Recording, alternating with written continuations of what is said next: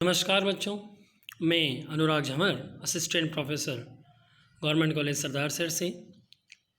पिछले वीडियो में हमने देखा था कि निर्यात प्रक्रिया क्या है, निर्यात में कौन कौन से प्रलेखों का प्रयोग किया जाता है। इसके बाद में हमने देखा था आयात प्रक्रिया क्या है, और आज के इस वीडियो में हम आप देख रहे हैं आयात लेन देनों में प्रयुक्त प्रमुख प्रलेख। देखिए, निर्यात प्रक्रिया में भी जो प्रलेख प्रयुक्त हो रहे हैं, लगभग ज़्यादातर वही प्रलेख आयात प्रक्रिया में भी होते हैं, लेकिन कुछ थोड़ा सा डिफरेंस भी होता है। तो हम देखते हैं कि कौन कौन से प्रलेख होते हैं। तो उनमें सबसे जो पहला प्रलेख आता है वो आता है व्यापारिक पूछताछ।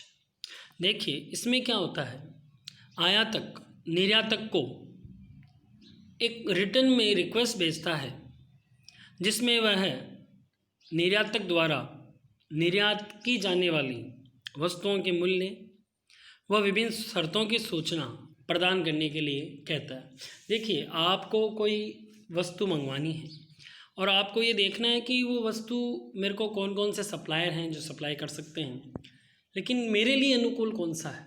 तो आप क्या करते हैं, आप एक सूची बनाते हैं, आप एक आइडेंटिफाई करते हैं सप्लायर्स को, एक्सपोर्टर्स को, जो कि आपकी वस्तु की मांग को पूरा कर सके, और उनको आप रिटर्न रिक्वेस्ट भेजते हैं कि भैया हमको ये गुड्स चाहिए, तो आपकी क्या टर्म्स एंड कंडीशन हैं वो आप हमें भेजिए। देखिए, इन टर्म्स एंड कंडीशन के आधार पे ही आगे की कार्रवाई होती है, किस सप्लायर को हम पसंद करें, किस सप्लायर से हम फाइनली हमारा ट्रेड होगा, ये डिपेंड करता है व्यापारिक पूछताछ पर। नेक्स्ट पॉइंट है प्रारूप बीजक। देखिए, जब आपने रिक्वेस्ट भेजी कि आप हमें टर्म्स एंड कंडीशन भेजिए, तो एक्सपोर्टर जो होता है वो एक प्रारूप बीजक बताता है। देख, प्रारूप बीजक का मतलब बीजक जैसा ही, बीजक नहीं होता, बीजक जैसा ही, आप यूँ कह सकते हैं एक रेप्लिका होती है बीजक की। ये क्या है, यह वह प्रलेख है जिसमें निर्यात के माल के मूल्य, भाई कौन सी गुड्स आ रही है, उसकी प्राइस क्या है, किस क्वालिटी का होगा, क्या कैटेगरी होंगी, डिज़ाइंस कैसी हैं, मेज़रमेंट कितना है, वेट कितना होगा, और उसमें पेमेंट कंडीशंस क्या होगी, ऑर्डर देने के कितने दिनों के बाद में माल शिप पे लोड किया जाएगा, कितने महीनों में या कितनी इंस्टॉलमेंट में जो ऑर्डर पूरा होगा, ये सारी डिटेल आपको प्रारूप बीजक में दी हुई होती है। प्रारूप बीजक मैं यहाँ दोहराना चाहूँगा, प्रारूप बीजक निर्यातक द्वारा व्यापारिक पूछताछ जो आयातक के द्वारा की जाती है, उसके उत्तर के रूप में, उसके आंसर के रूप में निर्यातक द्वारा आयातक को भेजा जाता है। नेक्स्ट पॉइंट है आयात आदेश अथवा इंडेंट। देखिए, आपने पूछताछ की, पूछताछ के आधार पे निर्यातक ने आपको प्रारूप बीजक भेजा, आपने प्रारूप बीजक के आधार पे अब आप उसको ऑर्डर दे रहे हैं, इसको आप आयात आदेश भी कह सकते हैं, इसे आप इंडेंट भी कह सकते हैं। ये क्या होता है, यह वह विलेख है, विलेख का यहाँ मतलब डॉक्यूमेंट से है, यह वह विलेख है जिसमें क्रेता मतलब इंपोर्टर और सप्लायर यानी एक्सपोर्टर बेचने वाला को इसमें मांगी गई वस्तुओं की आपूर्ति का आदेश देता है। इस आदेश इंडेंट में आयात की वस्तु, मात्रा एवं गुणवत्ता, मूल्य, माल लदान की पद्धति, पैकिंग की प्रकृति, भुगतान का माध्यम आदि के संबंध में सूचना दी जाती है। देखिए, ये एक विस्तृत लेखा जोखा है, एक विस्तृत आपको जानकारी दी जा रही है, विस्तृत ऑर्डर में एवरीथिंग इज़ क्लियर, ताकि कोई डाउट नहीं रहे। तो इसमें क्या होगा, इसमें जो इंपोर्टर है, जो आयातक है, वो एक्सपोर्टर को बताएगा कि मेरे को ये वस्तु चाहिए, इस वस्तु की ये कीमत होनी चाहिए, इस वस्तु की इतनी मात्रा चाहिए, ये इन क्वालिटी मेज़रमेंट में ये फुलफ़िल होना चाहिए, और इस तरह से आप इसको एक्सपोर्ट करोगे, बाय एयर करोगे, मतलब ट्रांसपोर्टेशन जो होगा आपका बाय एयर होगा, बाय शिप होगा, जैसे भी होगा, पैकेजिंग का नेचर कैसे होगा, प्लास्टिक पैक होगी, डब्बे में पैक होगी, या कोई अलग ही तरह की कोई पैकिंग हो, तो वो भी, ये सारी चीज़ें। और last but not list, it's very important कि जो पेमेंट कंडीशन, जो भुगतान कैसे होगा, उसके बारे में भी डिटेल दी जाएगी।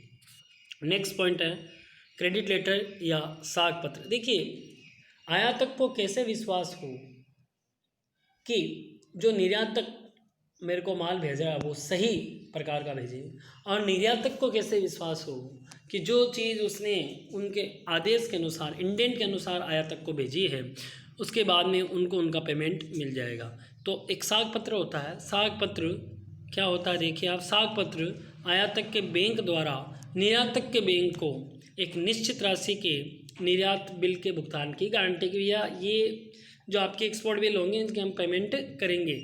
इससे निर्यातक आयातक को वस्तुओं के निर्यात के बदले में जारी करता है। जैसे ही निर्यातक एक्सपोर्ट करता है तो उसके साथ ही आयातक उसको साख पत्र दे देता है कि मेरे पास वस्तु आएगी, आपके पास पेमेंट आ जाएगा। नेक्स्ट पॉइंट है माल प्रेषण की सूचना।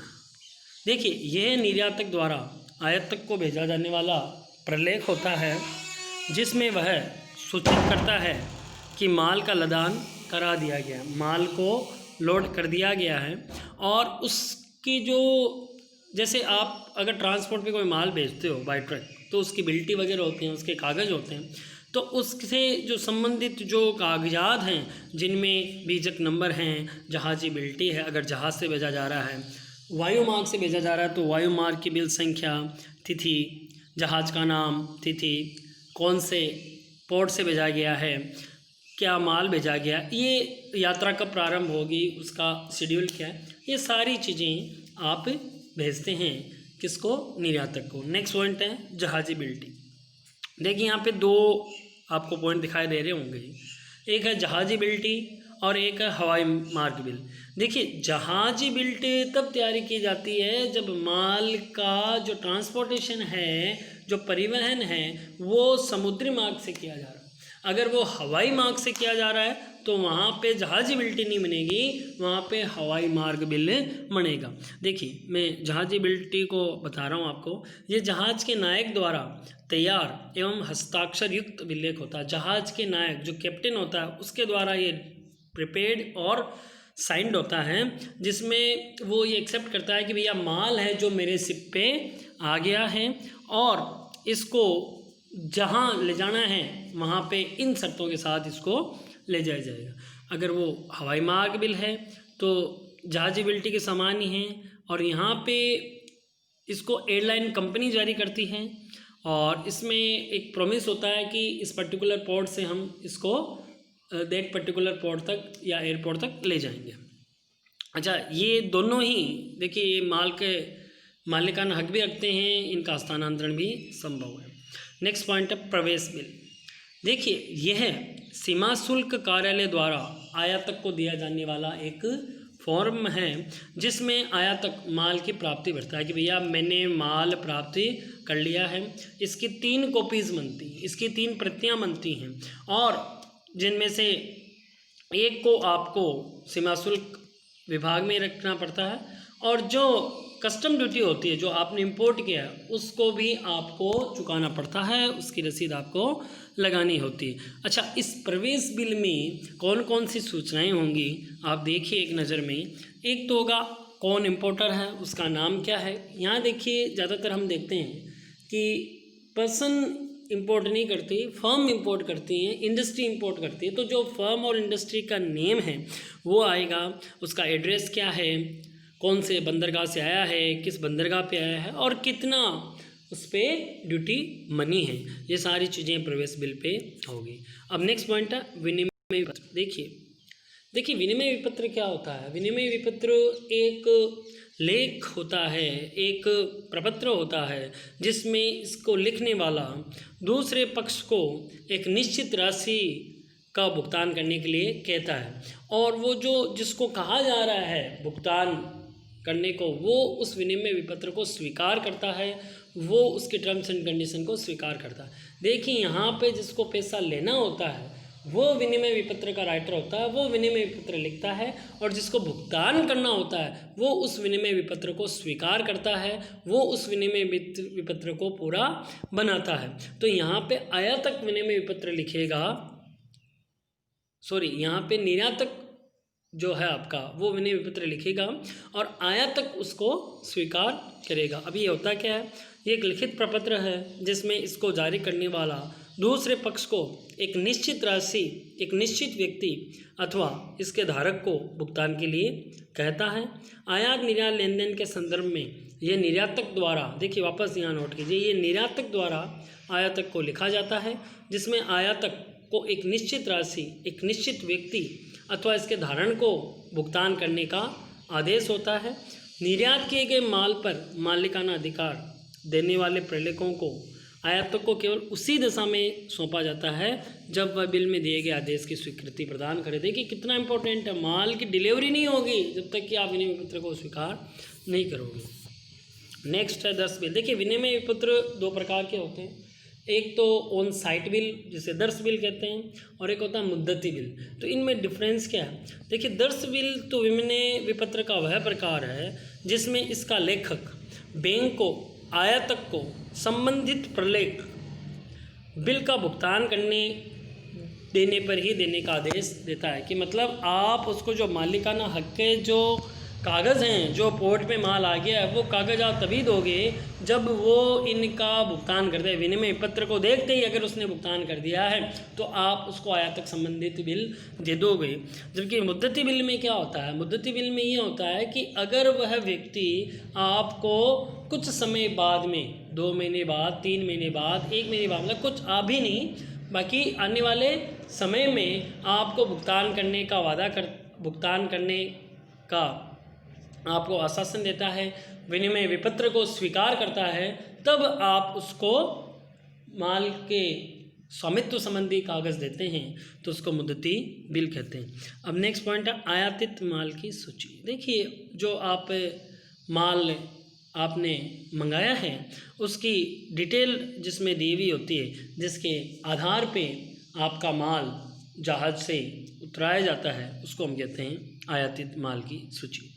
और लास्ट पॉइंट है डॉक चालान। मैंने ये कहा है पोर्ट पे जो आएगा, देखिए कस्टम लेती है गवर्नमेंट, जो सीमा शुल्क वो गवर्नमेंट लेती है, लेकिन जिस पोर्ट पे आपका माल उतर रहा है वो जो पोर्ट है जिसने जहाज़ को रोकने के लिए, खड़ा रहने के लिए, उतरने के लिए जितनी भी चीज़ें आपको प्रोवाइड की हैं उससे रिलेटेड वो आपसे चार्ज लेता है, उसको हम बोलते हैं डॉक वे। तो सीमा संबंधी जो आप औपचारिकताएँ हैं वो पूर्ति होने पर डॉक वे का भुगतान किया जाता है। इसको हिंदी में गोदी वे भी कहा जाता है। और इससे संबंधित जो चालान दिया जाता है उसको हम डॉक चालान कहते हैं। तो बच्चों आज हमने देखा कि जो आयात प्रक्रिया है जिसके थ्रू हम आयात करते हैं, तो आयात करते वक्त हमको किन किन प्रलेखों की आवश्यकता होगी, जिसमें स्टार्टिंग में था व्यापारिक पूछताछ, उसके बाद में प्रारूप बीजक, इसके आधार पे आप इंडेंट देते हो, ऑर्डर देते हो, उसको विश्वास हो इसलिए आप क्रेडिट लेटर जारी करते हो, जब माल भेज दिया जाता है तो उसको माल प्रेषण की सूचना दी जाती है, जहाजी बिल्टी बनाई जाती है, या अगर हवाई मार्ग से भेजा जाए तो हवाई मार्ग बिल है, प्रवेश बिल है, विनिमय पत्र है। 2 प्रकार के जो विनिमय पत्र हैं, या तो दर्श बिल होगा या मुद्दती बिल होगा, आयातित माल की सूची और डॉक वे। ये सारे डॉक्यूमेंट हमको चाहिए जब आयात किया जा रहा है। आशा है ये वीडियो आपको पसंद आया होगा। इनको पढ़िए, समझिए, और कोई क्वेरीज आपकी हो तो उसको आप सर्च करने की कोशिश कीजिए, अपने हिसाब से उसको मिटाने की कोशिश कीजिए या हमसे पूछिए। कोरोना काल है, अपना ध्यान रखें। धन्यवाद।